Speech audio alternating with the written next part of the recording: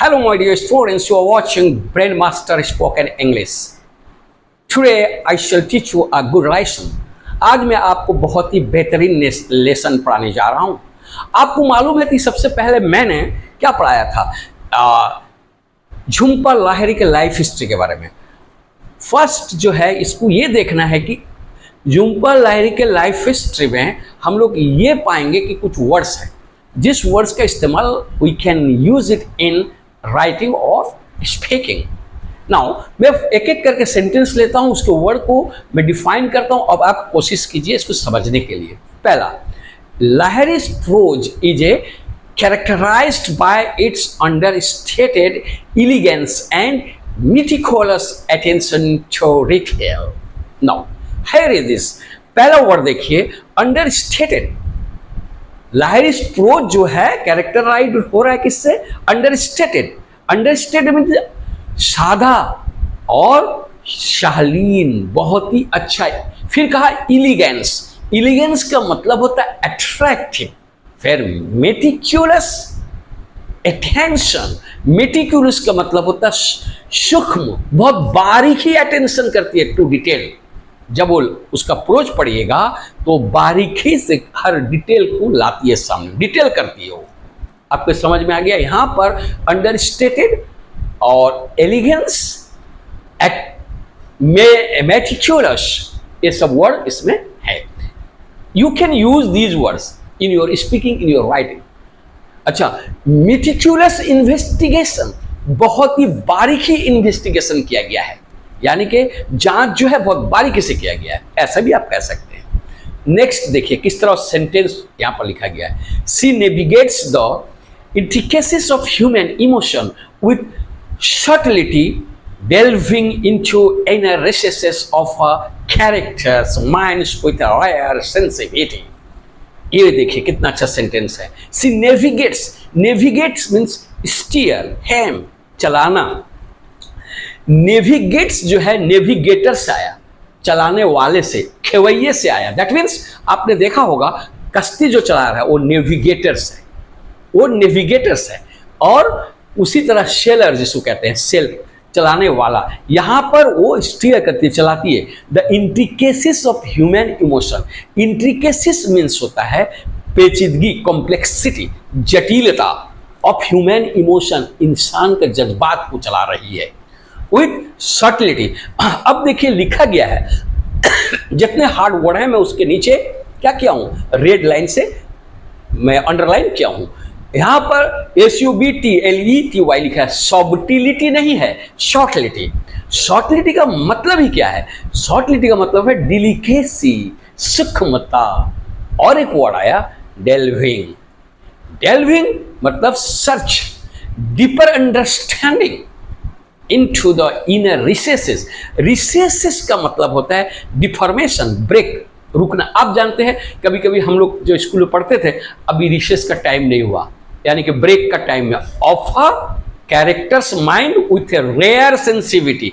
Rare का मतलब होता है इन शॉर्ट सप्लाई, बहुत कम, जो मिलता नहीं है मार्केट में, दुर्लभ। इससे यहाँ पर पता चल रहा है कि ये जो वर्ड सब हैं, नेविगेट्स और उसके बाद में इंट्रिकेसीज, इमोशन, शॉर्टलिटी और डेल्विंग और रेयर, ये सब वर्ड को सीखना है। If you learn all these word then you can speak very fine, you can write very good way. Now आप इसके बारे में कोशिश करिए कि वर्ड सीखने को। नेक्स्ट देखिए, themes of displacement, alienations and quest for identity recur throughout her, however reflecting her own experiences as a diasporic individual straddling multiple culture spheres. यहाँ पर देखिए बेहतरीन वर्ड का इस्तेमाल किया गया है कि आप देखिए, पहले है themes. Themes of the subject matter of displacement, ये जगह को उस जगह पर करना, हटा देना, डिस्प्लेसमेंट हुआ। फिर एलिनिएशन, एलिनिएशन का मतलब होता है आइसोलेशन, तन्हाई। And the quest for identity, quest का मतलब है तलाश करना, you can use it in your writing or speaking. Quest for service, quest for job.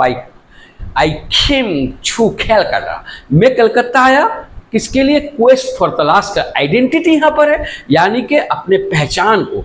और एक वर्ड यहाँ लाया गया, रिपीट, रिपीट, दोबारा करना, होना, रिपीट करना।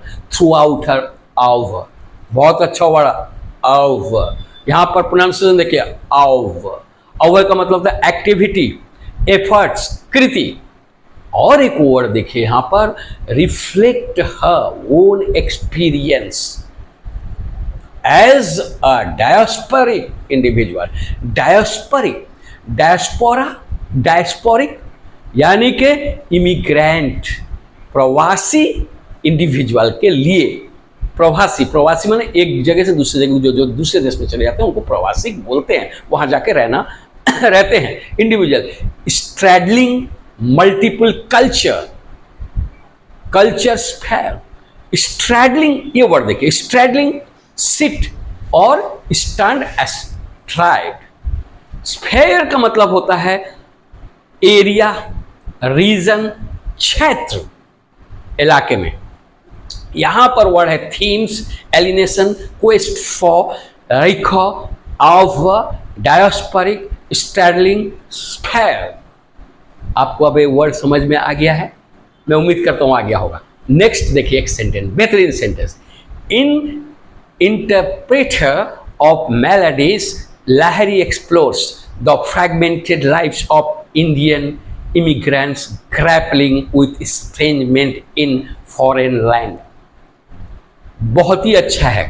इन इंटरप्रेटर ऑफ मेलोडीज, ये राइटिंग है उसका, एक किताब है, एक सब्जेक्ट मैटर है।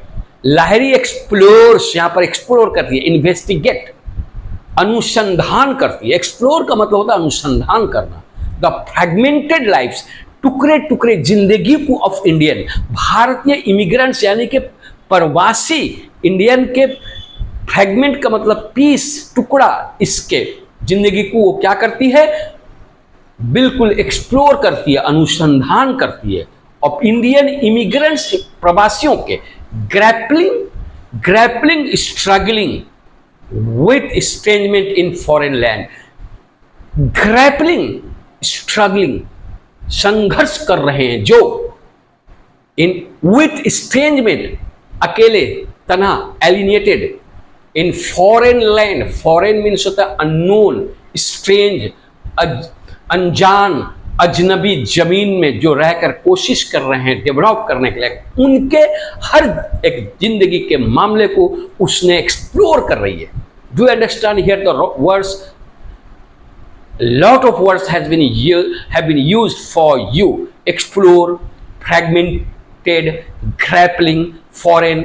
और ग्रैपलिंग का इस्तेमाल आप कहीं भी कर सकते हैं। स्ट्रगलिंग कर रहे हैं, I am grappling for a job, मैं ग्रैपलिंग कर रहा हूँ यानी कि स्ट्रगलिंग कर रहा हूँ एक जॉब के लिए। उम्मीद करता हूँ ये जितने वर्ड्स हैं आप लोगों के सामने में लाया हूँ। ये if you will practise all this words then you can speak well and you also be able to write well. I hope that you will subscribe my channel and press the bell icon. Thanks a lot.